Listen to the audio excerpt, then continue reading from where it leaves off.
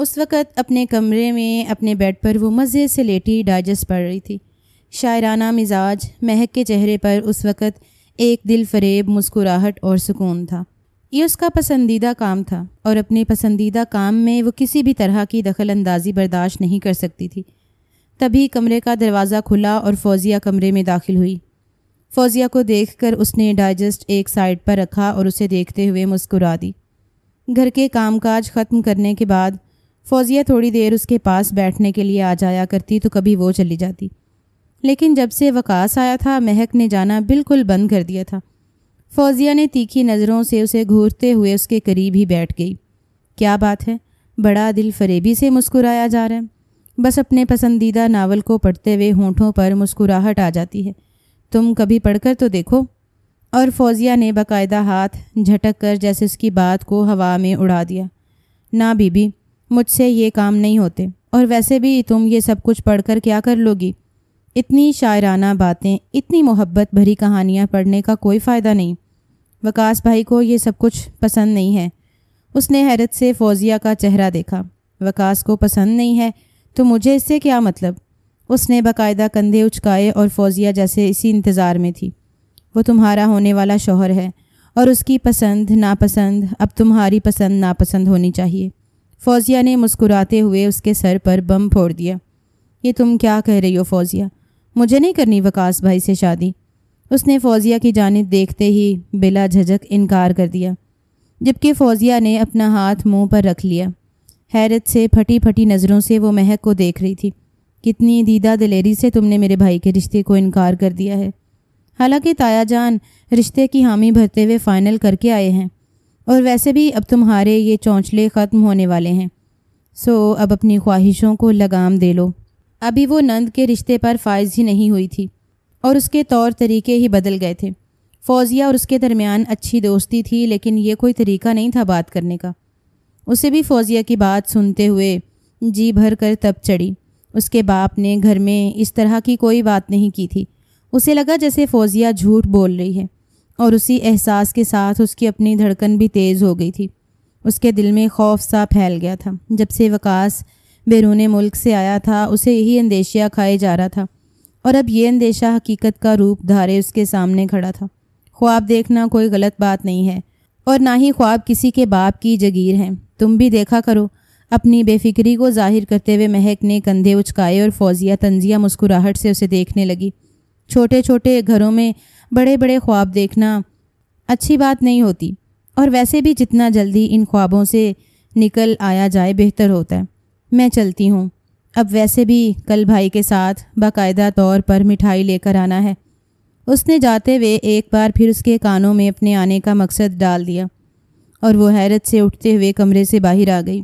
ایسا کیسے ہو سکتا تھا کہ اس کا رشتہ طے ہو گیا اور اسے پتہ ہی نہیں؟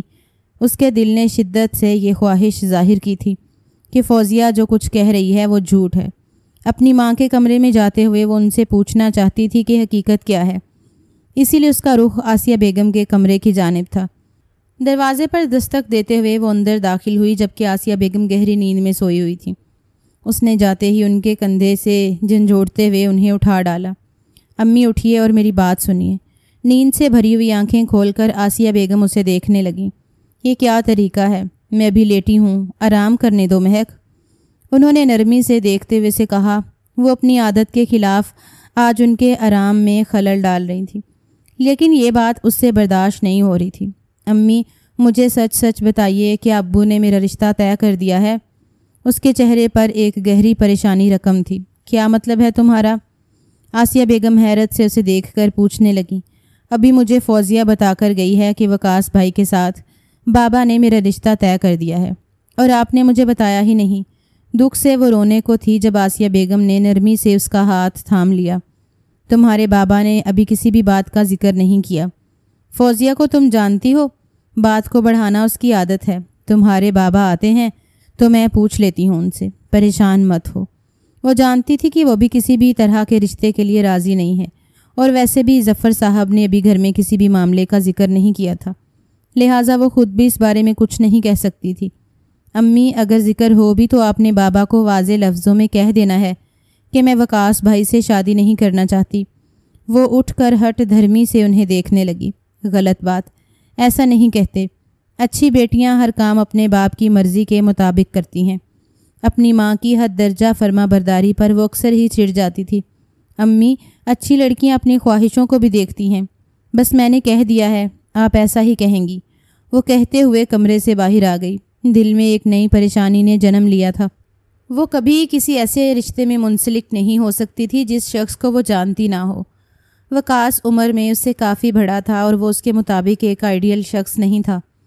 وہ جھونپڑی میں ایک غریب انسان کے ساتھ گزارا کر سکتی تھی، لیکن سامنے والا شخص اس کے مزاج کے مطابق ہونا چاہیے تھا۔ وقاص کی شکل بھی اب اسے یاد نہیں تھی۔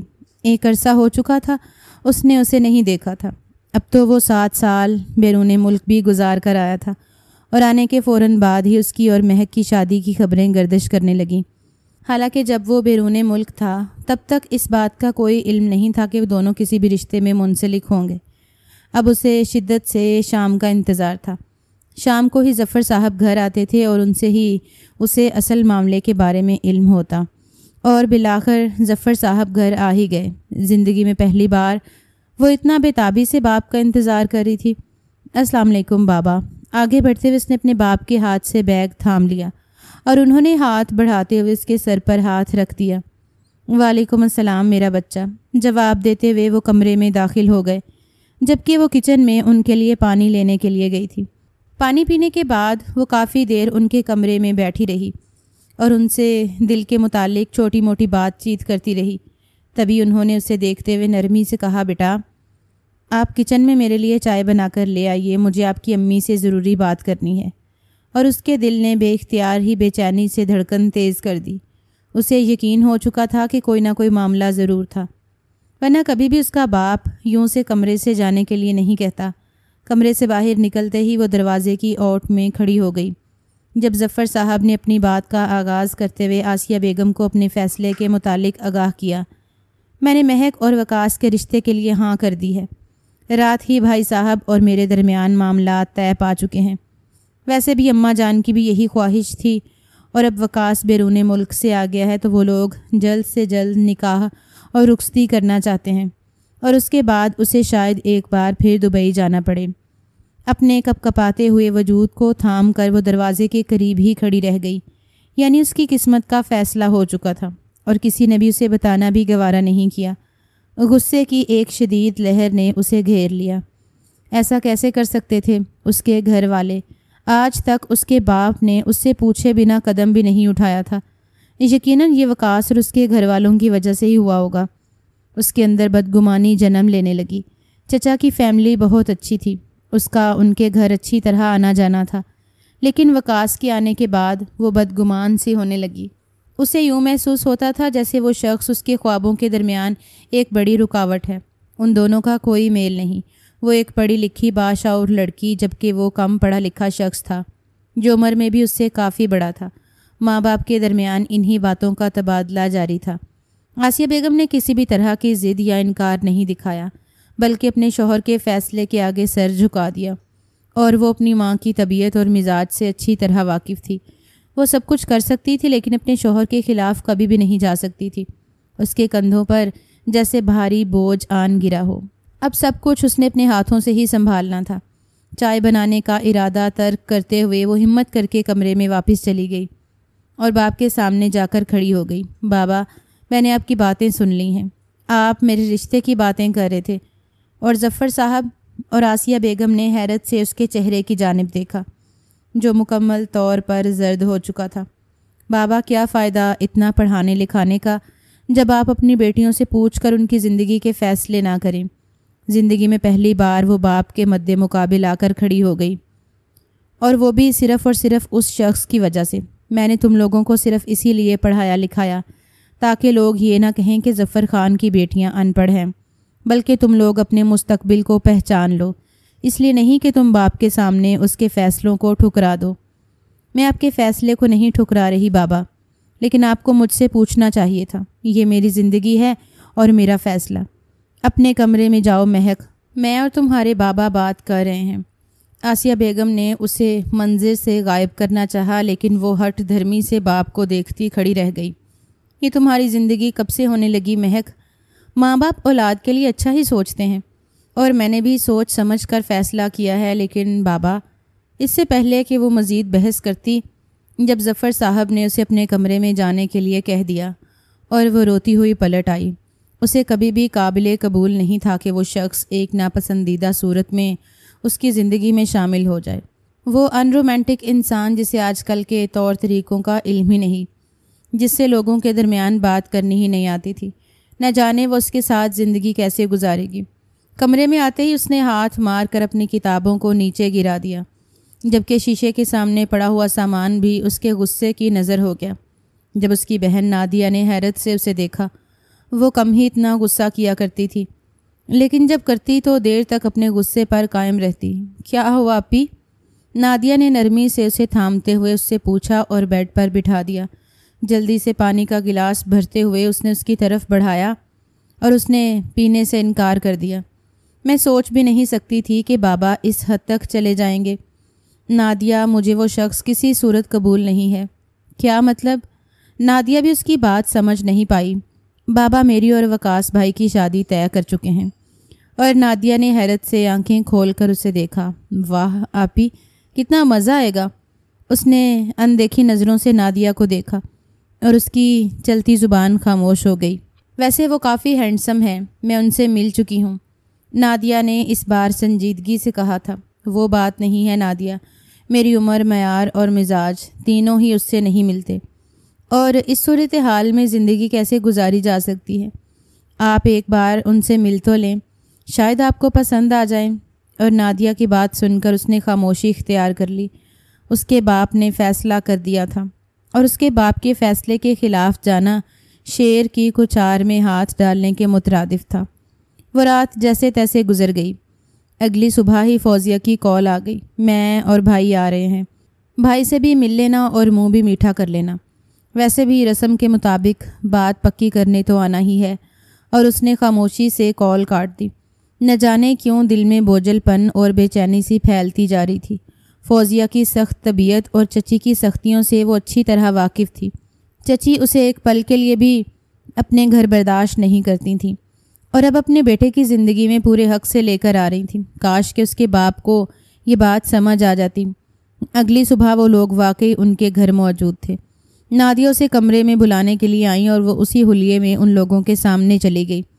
وقاص نے اسے 7 پردوں کے بعد دیکھنا تھا، لیکن اسے کوئی فرق نہیں پڑتا تھا۔ نہ ہی اس کے چہرے پر کسی قسم کی جھجک تھی اور نہ ہی گھبراہٹ، بلکہ وہ مکمل اعتماد کے ساتھ چہرے پر بیزاری کے تاثرات سجائے ان کے سامنے جا کر بیٹھی۔ وقاص کو نظر انداز کرتے ہوئے اس نے فوزیہ اور چچی سے سلام دعا کی اور وہیں بیٹھ گئی، جیسے یہ اس کے رشتے کی بات نہ ہو، بلکہ وہ لوگ ان سے بس ملاقات کرنے کے لیے آئے ہوں۔ اپنے مزاج کے خلاف پھپھو تو اس پر صدقے واری چلی جا رہی تھیں۔ اس نے پہلی مرتبہ وقاص کی جانب دیکھا۔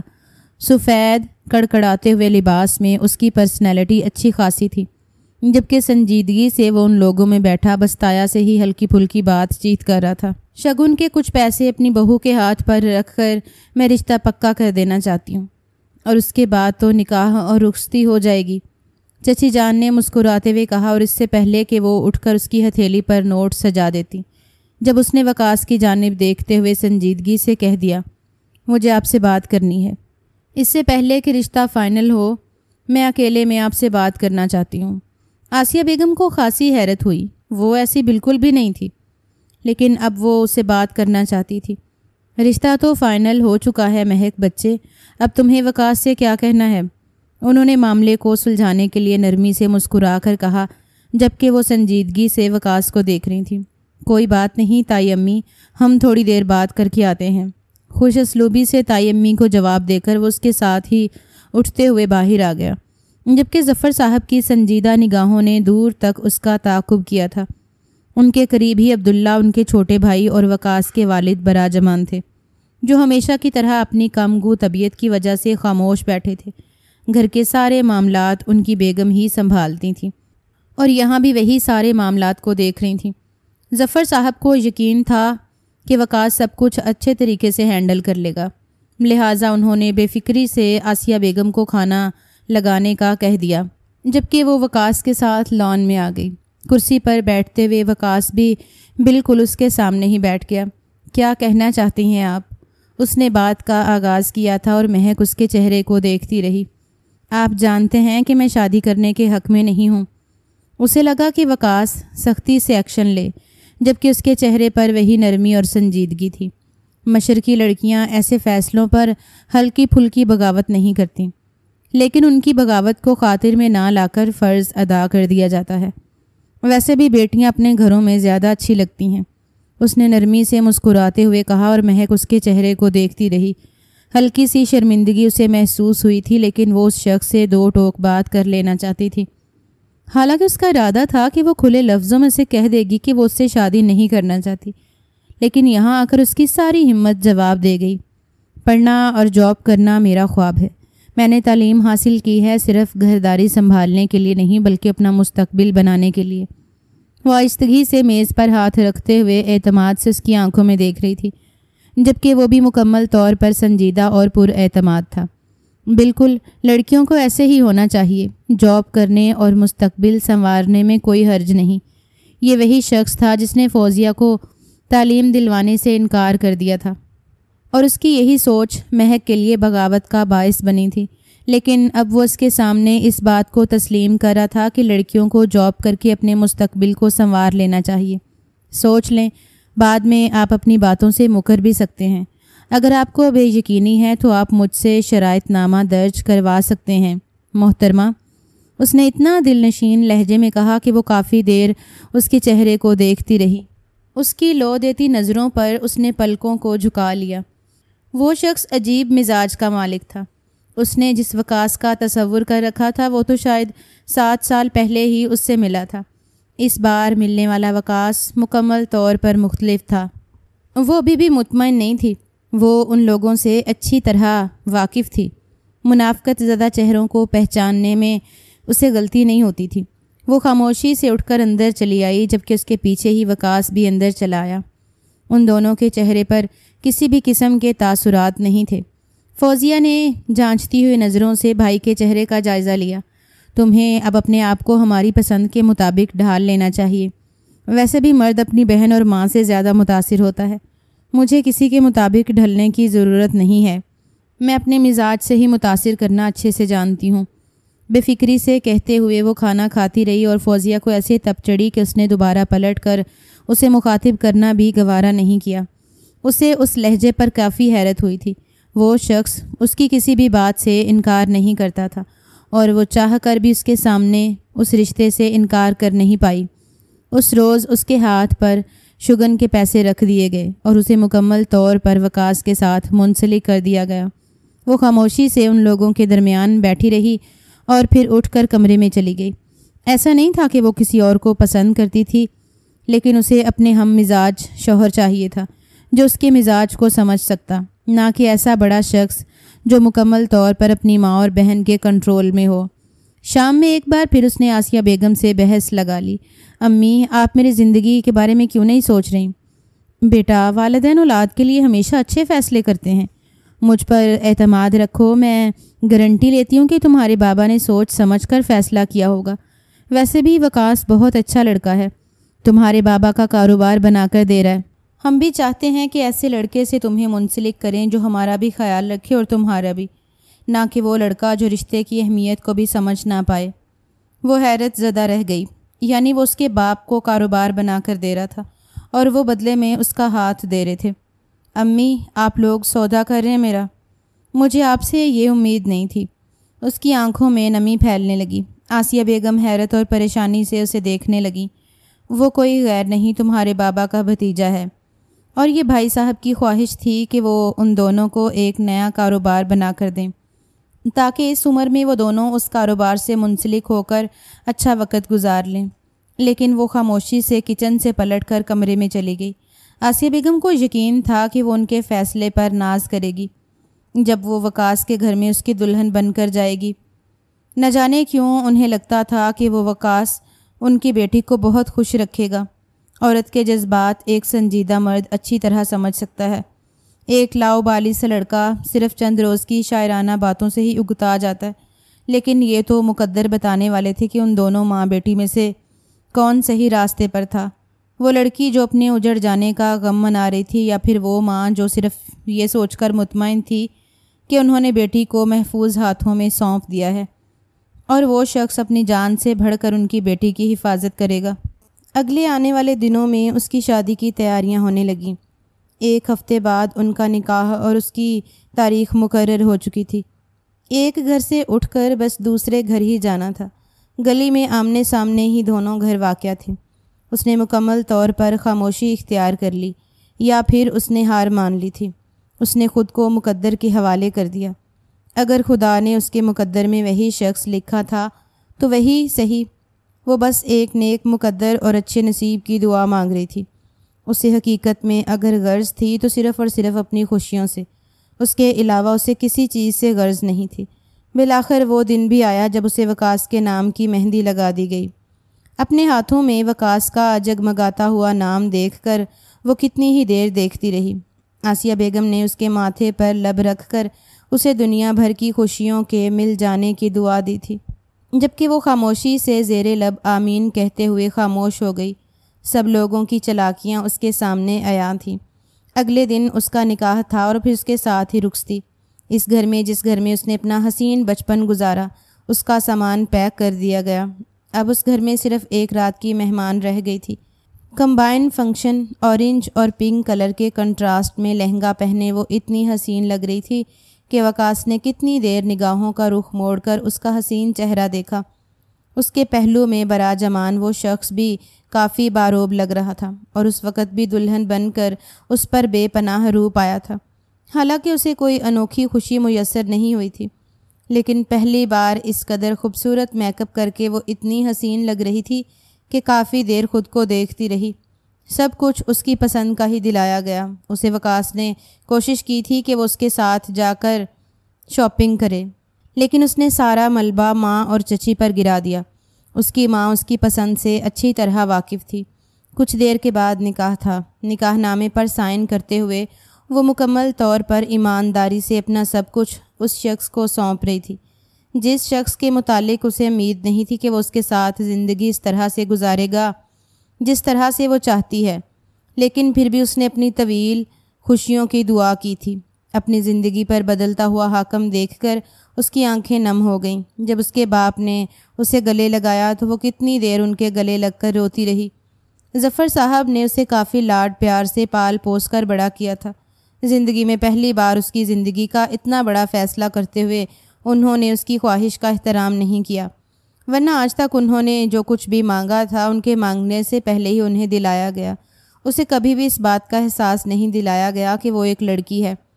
وقاص کا کمرہ اس کے لیے خوبصورتی سے سجا دیا گیا۔ یہ اس کے لیے سہولت تھی کہ چچی کا گھر بالکل ہی سامنے تھا، لہٰذا وہ سسرال سے مائکے پیدل بھی آ جا سکتی تھی۔ کچھ رسومات کے بعد اسے وقاص کے کمرے میں بٹھا دیا گیا۔ کمرے میں سجائی گئی خوبصورت سیج میں بیٹھ کر وہ اس خوبصورت سیج کا حصہ لگ رہی تھی۔ آج تو یقیناً میرے بھائی پر بجلیاں گرا کر انہیں پاگل کر دو گی تم، فوزیہ نے ہلکا سا جھک کر اس کے کان میں کہا تو وہ نرمی سے مسکرا دی۔ کافی دیر وہ کمرے میں بیٹھی رہی، وقاص کا انتظار کرتی رہی۔ کافی دیر گزر گئی لیکن وقاص نہیں آیا۔ اسے اچھا نہیں لگا کہ وہ یوں سج دھج کر اس کا انتظار کرتی رہے۔ ان دونوں کے درمیان کوئی پسندیدہ رشتہ نہیں جڑا تھا کہ وہ روایتی دلہنوں کی طرح بیٹھی رہتی۔ سو اپنا بیٹھنے کا ارادہ ملتوی کرتے ہوئے وہ اٹھی اور زیورات اتار کر سائڈ پر رکھ دیے۔ چینجنگ روم میں جا کر اس نے لہنگا اتار دیا اور ایک کمفرٹیبل سا ڈریس پہن لیا۔ لباس پہن کر وہ باہر آئی جب تھوڑی دیر کے بعد کمرے کا دروازہ کھلا اور وقاص اندر داخل ہوا۔ اس کے دل کی دھڑکن بے ترتیب سی ہو رہی تھی۔ نہ جانے اس شخص کے ساتھ زندگی کا آغاز کیسا ہو، نہ جانے اس کا لہجہ کیسا ہو اور وہ کیا بات کرے۔ آنے والے لمحات اسے خدشوں میں ڈال رہے تھے۔ جب وہ قدم قدم چلتا ہوا اس کے قریب آ کر بیٹھا، کافی دیر اس کی جانب سے مکمل خاموشی رہی۔ جب اس نے پلکیں اٹھا کر وقاص کو دیکھا جو دلچسپی سے اس کے حسین چہرے کو دیکھ رہا تھا، اور اگلے ہی پل وقاص کے ہاتھ کا زوردار تھپڑ اس کے گال پر جا لگا۔ وہ حیرت اور بے یقینی سے اپنے گال پر ہاتھ رکھے اس کا چہرہ دیکھتی رہی جو بس اسے غضبناک آنکھوں سے دیکھ رہا تھا۔ اس کے دل کی دھڑکن بے تحاشا تیز ہو گئی۔ تھپڑ اتنا شدید تھا کہ اسے اپنا گال سن ہوتا ہوا محسوس ہوا۔ اسے لگا شاید وہ اس کے لباس تبدیل کرنے پر برہم ہوا ہے۔ وہ بے یقینی سے لرزتی ہوئی آنکھوں سے اس شخص کو دیکھتی رہی جس کے چہرے پر صرف اور صرف سنجیدگی تھی۔ وہ بے قصور تھی، اس نے ایسا کچھ نہیں کیا تھا کہ وہ شادی کی پہلی رات یہ سب کچھ ڈیزرو کرتی، جبکہ سامنے بیٹھے شخص کے چہرے پر کسی قسم کے تاثرات نہیں تھے۔ وہ بس دوسرے سے اس کا حسین و جمیل چہرہ دیکھ رہا تھا جس کی آنکھوں سے آنسو اب لڑیوں کی صورت میں بہنے لگے تھے۔ اپنی ماں کو بتانا کہ میں نے تمہارا استقبال تھپڑ سے کیا ہے تاکہ انہیں احساس ہو کہ رشتوں میں برابری نہ رکھی جائے تو رشتے کیسے اپنی موت مر جاتے ہیں۔ وہ بے یقینی سے اس کا چہرہ دیکھتی رہی۔ سامنے بیٹھے شخص سے اس کی امیدوں پر پورا اتر آیا تھا۔ وہ اس کے قریب سے اٹھتی ہوئی چینجنگ روم میں چلی گئی اور وہ بیڈ کے کنارے پر لیٹ گئی۔ نہ ہی اس نے اسے تھپڑ کی وجہ پوچھی اور نہ ہی اس شخص نے بتائی۔ زندگی اب ایسے ہی گزرے گی۔ اس کے والدین نے اسے جس دوزخ میں ڈال دیا تھا اسے اب تاعمر اس دوزخ میں جلنا تھا۔ رات میں جانے کتنی دیر تک وہ روتی رہی اور نہ جانے کب روتے ہوئے اس کی آنکھ لگ گئی۔ اس رات کا آغاز اور استعداد اس طرح نہیں سوچا تھا جس رات وہ رات اختتام پذیر ہوئی تھی۔ جو بھی تھا، لیکن اس نے اس رات کے حوالے سے کافی خواب بن رکھے تھے۔ اس نے عہد کر لیا تھا کہ وہ ہر صورت جہاں تک ممکن ہو پایا اس رشتے کو بچائے گی اور اس کے بارے میں کسی کو بھی خبر نہیں ہونے دے گی۔ صبح اٹھ کر وہ کافی دیر اس کے جاگنے کا انتظار کرتی رہی جب چچی نے دروازے پر دستک دی اور وہ باہر آ گئی۔ فوزیہ اور اسے دیکھتے ہی مسکرا اٹھی۔ ارے واہ، چہرہ کافی نکلا ہوا ہے، لگتا ہے رات بہت حسین گزری۔ اس نے اس کے چہرے پر سرخ رنگ کا نشان دیکھتے ہوئے جیسے طنز کیا۔ ایک پل میں ہی اس کا دل سمٹ کر مٹھی میں چلا آیا۔ اس نے حیرت بھری نظروں سے فوزیہ کو دیکھا جس نے ایک ہی لمحے میں پینترا بدل لیا تھا۔ میرا بھائی بہت اچھا ہے، تمہیں ایسے ہی ساری زندگی تیار کرتا رہے گا۔ انہوں نے رات دروازے کے سامنے کھڑے ہو کر تھپڑ کو سن لیا تھا۔ وہ سنتی بھی کیوں نہ، یہ ان دونوں کی ہی لگائی ہوئی آگ تھی۔ جاؤ بچے، جا کر اپنے شوہر کو جگا کر لاؤ، تمہارے ماں باپ ناشتہ لے کر آتے ہی ہوں گے، اور تھوڑا سا تیار بھی ہو جانا، محبت بھرے لہجے میں کہا تو وہ آہستگی سے سر ہلا کر کمرے میں چلی گئی۔ اب اس شخص کو ایک بار پھر جگانا اس کے لیے اذیت ناک کام تھا۔ نہ جانے اب وہ کیسا رد عمل دیتا، لیکن ہمت کر کے وہ سوئے ہوئے وقاص کے قریب چلی گئی اور آہستگی سے اس کے کندھے پر ہاتھ رکھ دیا۔ وقاص نے قسم کھاتے ہوئے آنکھیں کھول کر اسے دیکھا۔ وہ جو سامنے رف سے حلیے میں بالوں کو بکھرائے کھڑی تھی، ناشتے کے لیے نرمی سے کہتے ہوئے وہ بے اختیار 2 قدم پیچھے ہو گئی۔ عورت ایسے ہی نازک ہوتی ہے، جب مرد اس پر ہاتھ اٹھانے لگ جائے تو پھر وہ مرد کے لیے وہ اعتماد دل میں نہیں رکھ پاتی جو پہلے موجود ہوتا ہے۔ شاید اسے بھی اب خوف آنے لگا تھا وقاص سے، اور وقاص نے اس کو باریک بینی سے نوٹ کیا۔ ایک پل کے لیے اسے افسوس ہوا تھا اور دوسرے ہی پل اس نے ہاتھ بڑھا کر اسے کھینچ لیا۔ وہ کٹی ہوئی شاخ کی طرح اس کے سینے سے ٹکرائی۔ خوفزدہ نظروں سے وہ وقاص کی آنکھوں میں دیکھ رہی تھی جہاں نیند کی ہلکی ہلکی خماری ابھی بھی موجود تھی۔ وقاص نے ہاتھ بڑھا کر اس کے رخسار کو اپنی انگلیوں سے چھو لیا۔ اس کا ہلکا سا نشان ابھی بھی اس کے چہرے پر موجود تھا۔ غم کی ایک لہر نے اس کے دل کو جھنجھوڑ ڈالا۔ ایسا انسان نہیں تھا، لیکن پھر بھی بدلے کی آگ نے اسے ایسا بنا ڈالا۔ پیچھے ہٹتے ہوئے اس نے خود کو وقاص کی سخت گرفت سے بچانا چاہا، لیکن اس نے سختی سے اس کے گرد بازو جما لیے۔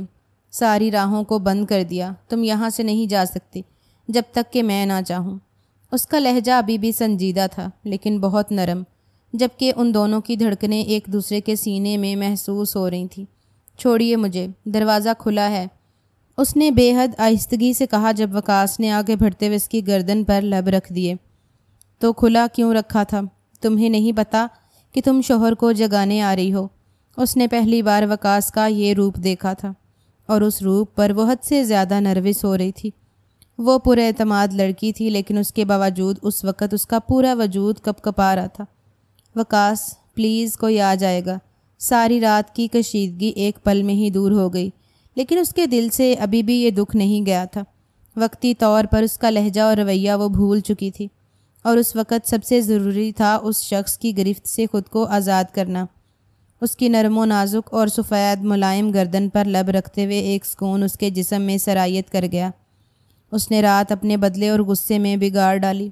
حالانکہ وہ ان دونوں کی خوبصورت ترین رات تھی، تمہاری گردن بہت پیاری ہے اور اس پر چمکتا ہوا تل تمہیں بے حد حسین بنا رہا ہے۔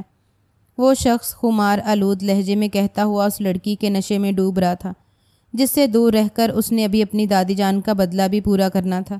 مہندی سے ایک رات پہلے ہی اس کی ماں بانو بیگم نے اسے کمرے میں بلایا اور اسے اس حقیقت کے متعلق بتایا کہ بی جان کے ہارٹ اٹیک کی وجہ آسیہ بیگم ہے۔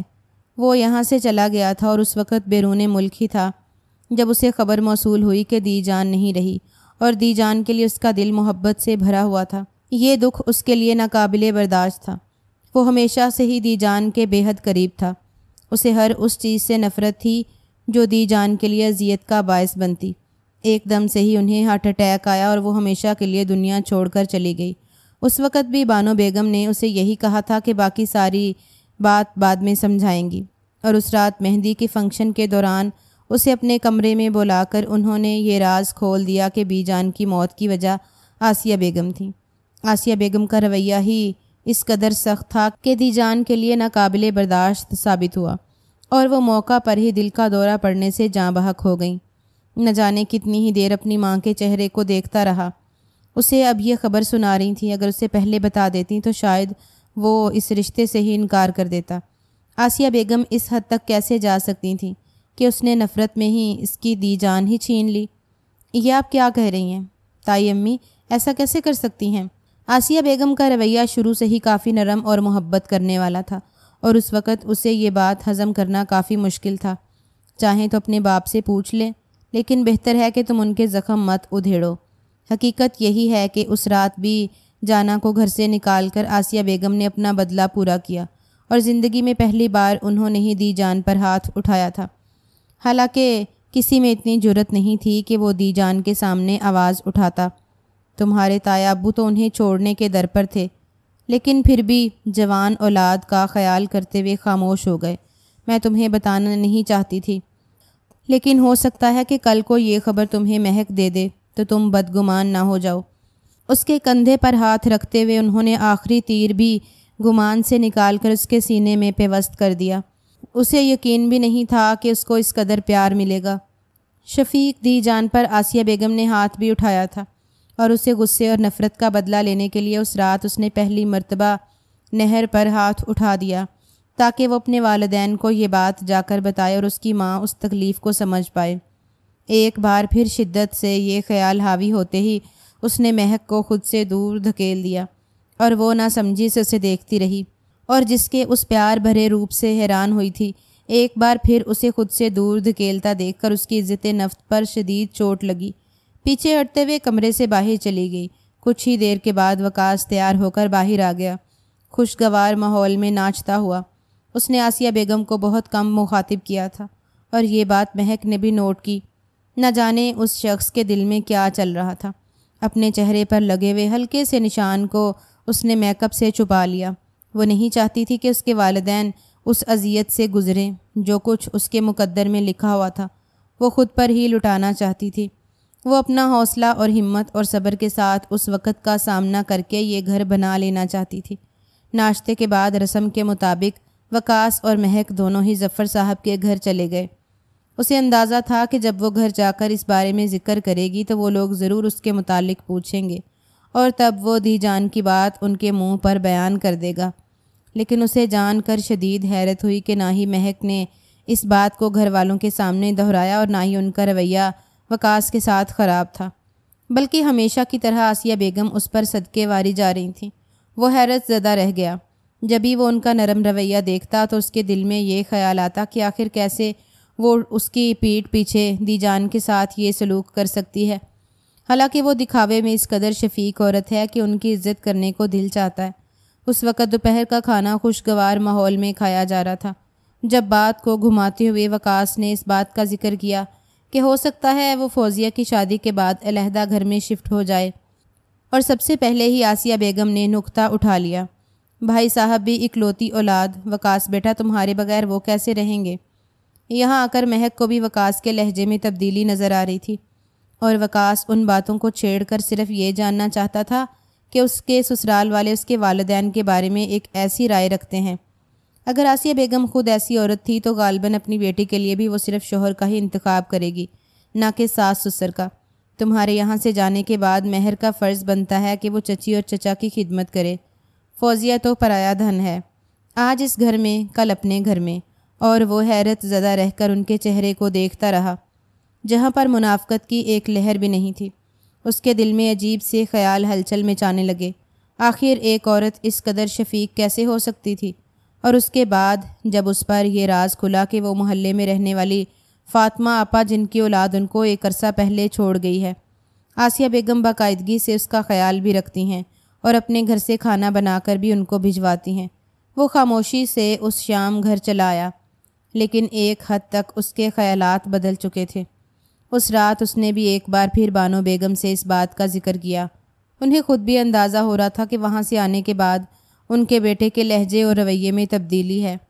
وہ ایسی ہی عورت ہے۔ تمہاری دی جان کے بعد اسے کافی پچھتاوے نے گھیر لیا، اور اب اسی پچھتاوے کو ختم کرنے کے لیے وہ ایسی باتیں کرتی ہے۔ یقیناً اس نے تم سے فاطمہ آپا کا بھی ذکر کیا ہوگا۔ وہ حیرانگی سے ماں کو دیکھتا رہا۔ اس کی ماں کیسے جانتی تھی کہ وہاں فاطمہ آپا کا بھی ذکر ہوا ہے؟ میں اچھی طرح جانتی ہوں، خود کی اچھائی ظاہر کرنے کے لیے وہ عورت ضرور ان باتوں کو دہراتی ہے تاکہ دوسرا اس کی نیکیوں کا قائل ہو جائے۔ اس روز ایک بار پھر جی بھر کر اس کی برین واشنگ کی گئی۔ اس رات بھی جو کمرے میں آیا تو اس کے ذہن میں عجیب سی ہلچل تھی۔ میں خود ہی اسے منع کر رہی تھی۔ وہ نہیں چاہتی تھی کہ وہ بار بار اس شخص کے قریب جائے اور اس شخص کے عتاب کا نشانہ بنے، یا پھر اس کا کوئی بھی عمل مہک کی عزت نفس پر چوٹ ہو۔ ڈھیلے ڈھالے شرٹ ٹراؤزر میں وہ جیسے ہی باہر آئی، وقاص کی ساری توجہ اس کی جانب چلی گئی۔ ایک پل کے لیے وہ بھول چکا تھا کہ وہ کس چیز کے لیے اس قدر پریشان تھا۔ اس کی ساری پریشانی جیسے اس کی زلفوں میں ہی بکھرتی چلی گئی۔ نرمی سے اس نے پیچھے سے تھامتے ہوئے اسے اپنے سینے سے لگا لیا۔ اس طرح کے لباس میں بار بار بند سنور کر میرے سامنے آتی ہو تاکہ میں تم پر حق زوجیت ظاہر کروں۔ اس کا لہجہ بالکل نرم اور سنجیدہ تھا، جبکہ وہ آہستگی سے اس کی گردن پر لب رکھ چکا تھا۔ جب مہک نے پلٹتے ہوئے اس کی آنکھوں میں دیکھا، مجھے یہ سب کچھ کرنے کی ضرورت نہیں ہے، میں آپ پر حق رکھتی ہوں اور آپ مجھ پر، اور اپنے حق کو حاصل کرنے کے لیے مجھے اوچھے ہتھ کنڈے اپنانے نہیں آتے۔ وہ حیرت سے اس لڑکی کو دیکھتا رہا۔ میں جانتا ہوں تم کافی پر اعتماد ہو، لیکن اتنی نہیں کہ میری شدتوں کے بعد بھی اپنا اعتماد قائم رکھ پاؤ۔ وہ ہلکا سا جھک کر اس کی ٹھوڑی پر لب رکھ گیا، جبکہ مقابل کا دل لرز اٹھا تھا۔ وہ بھول چکی تھی کہ وہ اس کے سامنے خود کو اور اعتماد لڑکی ظاہر کرنا چاہتی ہے۔ نرمی سے پیچھے ہٹتے ہوئے اس نے وقاص سے دور جانا چاہا۔ جب وقاص نے کھینچتے ہوئے اسے اپنے قریب کر لیا، میں نہیں چاہتا کہ اس وقت تم خود کو مجھ سے دور کرو۔ اس کے لیے میں ہلکی ہلکی ضد کی جھلکتی، یعنی وہ اسے اپنانا بھی چاہتا تھا اور اسے یہ احساس دلانا چاہتا تھا کہ وہ اس کے لیے اہم نہیں ہے۔ اس رات دور رہنا ہی مجھے بہتر لگتا ہے۔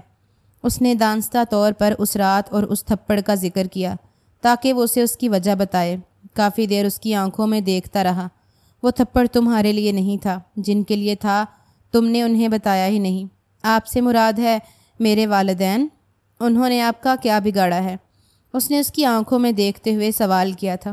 کچھ بھی نہیں بگاڑا، بس اس رات میں نے جو کچھ کیا اسے رد عمل کہتے ہیں، اور بہتر ہے کہ تم اس چیز کو مت دہراؤ، صرف مجھے محسوس کرو۔ اس کے لبوں پر اپنے لب جماتے ہوئے اس نے اسے مکمل طور پر خاموش کروا دیا، لیکن مہک کے ذہن میں مکمل ہلچل مچی ہوئی تھی۔ الجھنیں اتنی ہی الجھتی جا رہی تھیں جتنی وہ انہیں سلجھانے کی کوشش کر رہی تھی۔ آہستہ آہستہ اس پر اپنے حق ظاہر کرنے لگا تھا۔ نرمی سے اسے خود میں سمیٹتے ہوئے وہ یہ احساس دلا رہا تھا کہ وہ واقعی ایک نرم طبیعت کا مالک ہے۔ خاموشی سے وہ اس کی باہوں میں سمٹتی گئی۔ اس کے بعد مزاحمت کرنے کے لیے کچھ بھی نہیں بچا تھا۔ صرف وہ یہ چاہتی تھی کہ وہ شخص اسے اس غلطی کے بارے میں بتائے جس غلطی کی سزا اسے وہ دے رہا تھا۔ اس کے علاوہ کچھ نہیں۔ اس کے دل میں وقاص کے لیے سو کافی حد تک بدل گئی تھی، لیکن پھر بھی وہ اسے کافی حد تک دقیانوسی مرد سمجھ رہی تھی جنہیں صرف عورتوں کو اپنے کنٹرول میں رکھنا آتا ہے۔ وہ جیسے سارے بدلے اور ساری نفرتوں کو بھولتا چلا جا رہا تھا۔ یہ احساس ہی خاصا دل فریب تھا کہ وہ بے پناہ حسین لڑکی تھی، اس کی دسترس میں پورے حق کے ساتھ۔ اگلی صبح دروازے پر ہونے والی زوردار دستک نے اسے ایک بار پھر جاگنے پر مجبور کر دیا۔ وہ جلدی سے اٹھ کر دروازہ کھولنے چلی گئی، جب فوزیہ کڑے تیوروں کے ساتھ اسے دروازے پر ہی گھور رہی تھی۔ باہر آ کر ناشتہ بنانے کی تیاری کرو۔ فوزیہ کی تیز آواز پر وقاص کی آنکھ بھی کھلی تھی۔ ایک پل کے لیے اسے اچھا نہیں لگا فوزیہ کا اس طرح بے دھڑک کمرے میں چلا آنا۔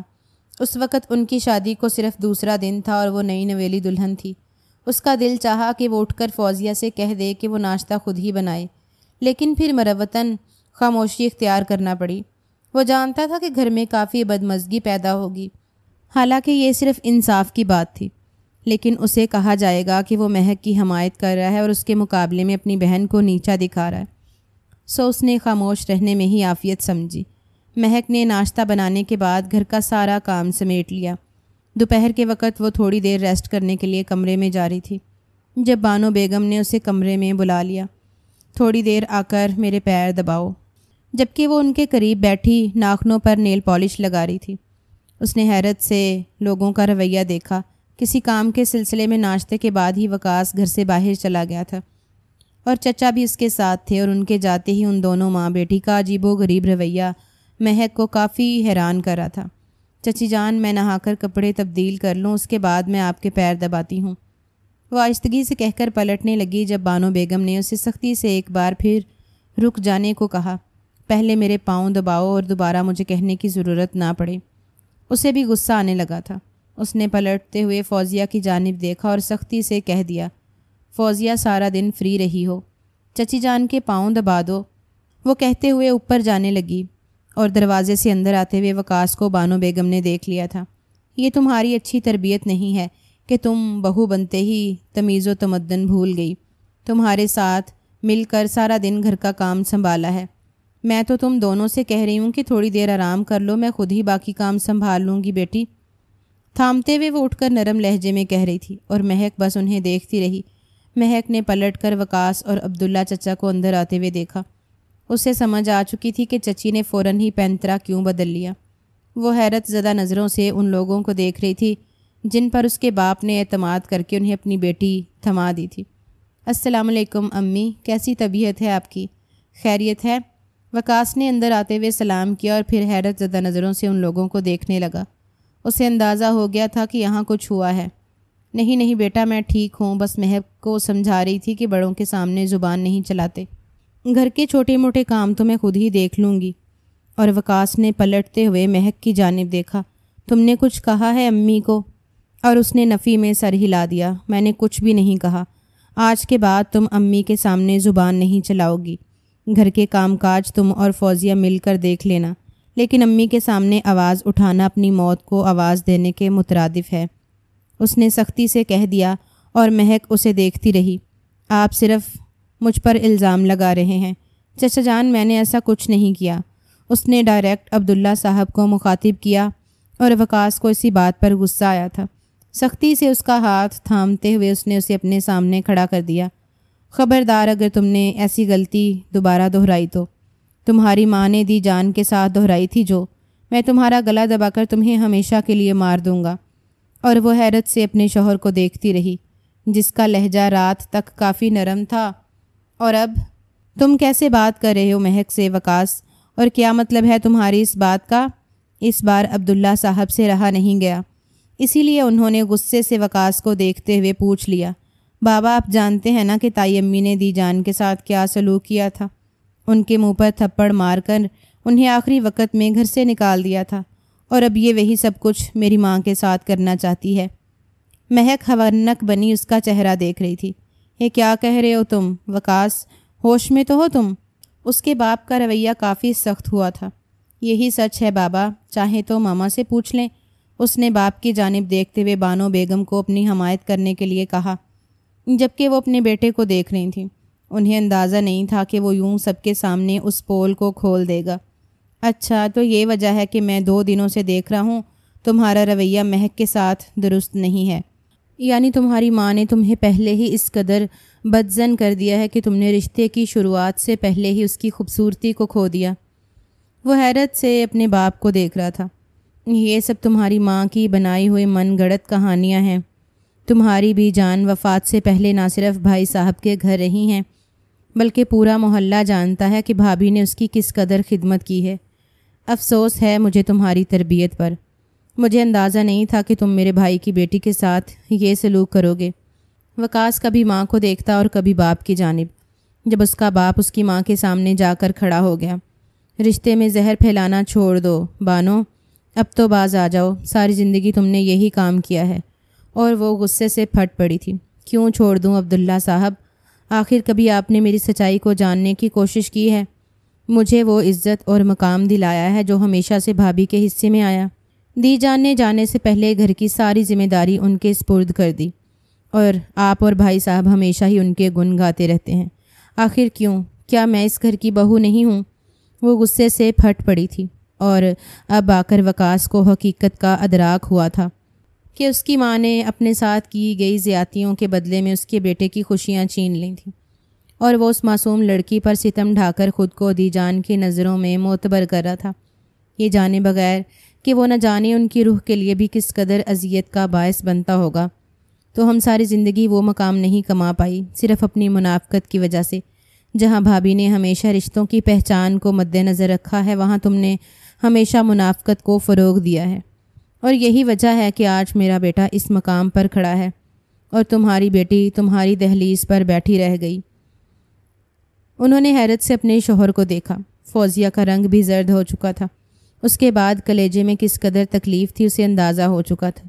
وہ آہستگی سے پلٹتے ہوئے اپنے کمرے میں جانے لگیں، اور پھر تھوڑی دیر مہک کے پاس رک کر انہوں نے اس کے سر پر ہاتھ رکھ دیا۔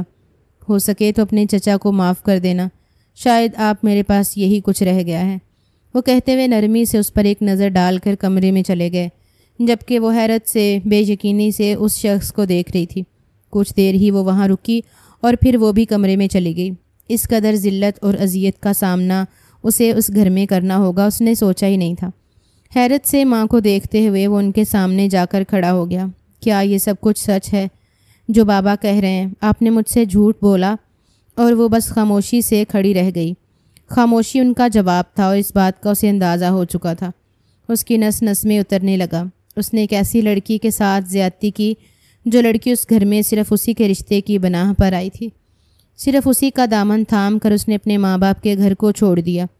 اسے بے اختیار ہی وہ وقت یاد آیا جب اس نے مہک کے منہ پر تھپڑ مارا تھا۔ پچھتاوے کی ایک لہر اس کے جسم میں دوڑتی چلی گئی۔ افسوس ہے مجھ پر، میری تربیت پر، میں نے بنا طے کیے ایک معصوم لڑکی کو ظلم کا نشانہ بنایا۔ کمرے کا دروازہ کھولتے ہی اس میں ہمت نہیں تھی کہ وہ سامنے کھڑی معصوم لڑکی کا سامنا کر پاتا، لیکن وہ چاہتا تھا کہ وہ اس سے معافی مانگے، کیونکہ وہ گناہ گار تھا۔ وہ بیڈ پر بیٹھی آہستگی سے آنسو بہا رہی تھی۔ اسے یقین نہیں تھا کہ اس کے اپنے ہی اس کے خلاف اس قدر محاذ کھڑا کر دیں گے۔ اس کے قریب آتے ہوئے وہ اس کے قدموں میں بیٹھ گیا۔ جب وہ تیزی سے اٹھ کر اس سے دور ہو گئی، کیا کر رہے ہیں آپ؟ اسے اچھا نہیں لگا تھا وقاص کا اس کے قدموں میں بیٹھنا۔ میں تم سے معافی طلب کرنے آیا ہوں۔ مجھے اندازہ نہیں تھا کہ میری جان کے لیے میری محبت اور میرے جذبات کو بنیاد بنا کر مجھے تمہارے خلاف کھڑا کر دیا جائے گا۔ نہیں، اس میں آپ کا کوئی تصور نہیں ہے۔ خدا کو ایسے ہی منظور تھا۔ اس کی بیٹی تھی، ابھی بھی اپنے مقدر پر بالکل شاکر تھی۔ وقاص نے آگے بڑھتے ہوئے تھام کر اپنے قریب کر لیا۔ خدا نے مجھے ہیرے سے نوازا ہے اور میں قدر نہیں کر پایا۔ مجھے یہی بتایا گیا تھا کہ دی جان بھائی جان کی وجہ سے اس دنیا سے چلی گئیں۔ حیرت ہے آپ نے مان لیا، حالانکہ کسی کے جانے میں کسی کا کوئی ہاتھ نہیں ہوتا۔ سب اپنے مقررہ وقت پر خدا کے پاس چلے جاتے ہیں، اور ہم نے بھی چلے جانا ہے وقاص، یہی رسم ہے، دنیا اور قانون قدرت ہے۔ اور اس نے آہستگی سے سر کو جھکا لیا۔ میں غلطی پر ہوں، میں اپنی غلطی کو تسلیم کرتا ہوں، اور وعدہ کرتا ہوں کہ آج کے بعد ایسی غلطی نہیں دہراؤں گا۔ شاید خدا نے ہمیں ایک دوسرے کو سمجھنے کا موقع دیا ہے، ورنہ شاید ہم ایسے ہی ساری زندگی الجھنوں کا شکار رہتے۔ اس کے قریب آتے ہوئے وہ کہہ رہا تھا، اور مہک کو اچھا نہیں لگ رہا تھا اس کے چہرے پر پچھتاوے کی جھلک۔ اس نے ہمیشہ اس شخص کو سادگی اور سنجیدگی میں دیکھا تھا۔ وہ نہیں چاہتی تھی کہ وہ اس کے سامنے پریشان حال کھڑا رہے۔ وعدہ کریں کہ آج کے بعد مجھ پر ہاتھ نہیں اٹھائیں گے۔ اس نے اپنی چھوٹی سی ہتھیلی اس کے سامنے پھیلا دی، اور وقاص نے اس کی ہتھیلی تھام کر لبوں سے لگا دی۔ آج کے بعد میں کبھی تم پر ہاتھ نہیں اٹھاؤں گا، اور نہ ہی تم سے بلند آواز میں بات کروں گا۔ میں تمہیں دبئی ساتھ لے کر جاؤں گا۔ اندازہ ہو چکا تھا کہ یہاں اس کا رہنا اس کے رشتے کے لیے دراڑ کا باعث بن سکتا ہے، اسی لیے ایک پل میں ہی اس نے اندازہ لگا لیا کہ وہ اس لڑکی کو اپنے ساتھ لے جائے گا۔ جب تک کہ وہ ایک دوسرے کی نس نس سے واقف نہیں ہو جاتے۔ اگر آپ لوگ سب کہہ رہے ہیں تو میں مان جاتی ہوں۔ اور اس کی ایکسائٹمنٹ کو دیکھتے ہوئے اس نے ہاں میں سر ہلا دیا۔ ہنی مون تو منانا ہے تو سوچا وہیں جا کر ہنی مون بھی منا لیں گے اور بچہ بھی پلان کر لیں گے۔ اب اس کے لہجے میں شوخی اتر آئی تھی، جبکہ اس کی بات سنتے ہی مقابل کے چہرے کی رنگت زرد ہو گئی۔ اس کے چہرے کی رنگت دیکھ کر وقاص اسے خوبصورت نظروں سے دیکھتا رہا۔ عورت اگر حسن و حیا کا پیکر ہو تو مرد کی زندگی مکمل ہو جاتی ہے، اور وہ ایسی ہی تھی۔ اس کے دیکھنے پر نظروں کو جھکا لیتی، اس کے مسکرانے پر حیرت زدہ رہ جاتی۔ اپنی غلطی تسلیم کرنے میں وہ وقت نہیں لگاتی تھی اور نہ ہی معافی مانگنے میں، اور ہمیشہ اس عورت کا مقام بلند رہتا ہے جو بڑوں سے معافی مانگنے میں دیر نہیں کرتے۔ گناہ ہر ایک سے ہو جاتا ہے، اور اگر وہی گناہ ہمارے ہمسفر سے ہو جائے تو اسے بتنگڑ بنا کر سارے جہان کو بتانے کی بجائے اگر خاموشی سے دل میں چھپا لیا جائے تو اگلی دفعہ یہ سارے دکھ خوشیوں کی صورت ہمارے دروازے پر آ جاتے ہیں، جنہیں باہیں پھیلا کر ہم بس خوش آمدید کہتے ہیں اور ہماری خوبصورت زندگی کا آغاز ہو جاتا ہے۔ محبت سے وقاص کی محبت و خوش آمدید کہتے ہوئے اپنے دل میں جگہ دے دی۔ وہ چاہتی تھی کہ وہ اس شخص کو ایک اور موقع دے اور وہ شخص اپنا آپ ظاہر کرے، جبکہ وقاص نے بھی قسم کھا لی تھی کہ وہ آج کے بعد اس جمیل آنکھوں والی لڑکی کو کبھی نہیں رلائے گا۔